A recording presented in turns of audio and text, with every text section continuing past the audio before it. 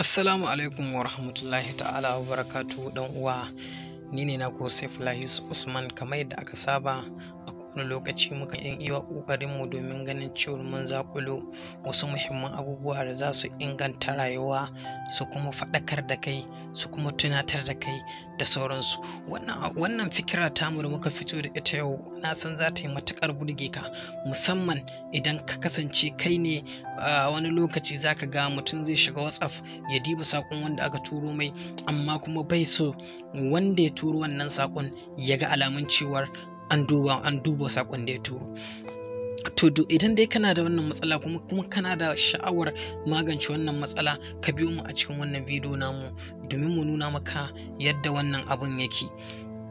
Bayan haka, kafin mu je a cikin wannan shiri namu, zan jira ka danna mana wannan alama ta subscribe, ka kuma danna mana alamar ƙararrawa domin samun sababbin bidiyo kanmu da zarar mun ɗora. Bari in jira ka danna wannan alamar sa'annan mu ci gaba.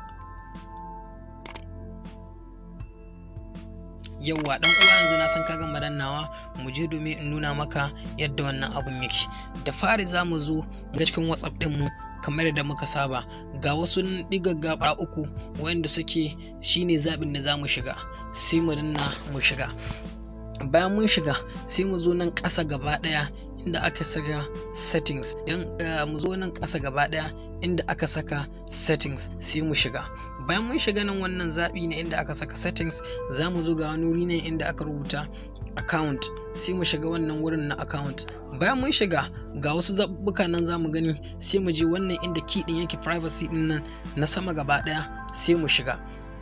Bayan mun shiga sai mu jawo wayar mu, sai mu ga wuri ne inda aka rubuta read receipt.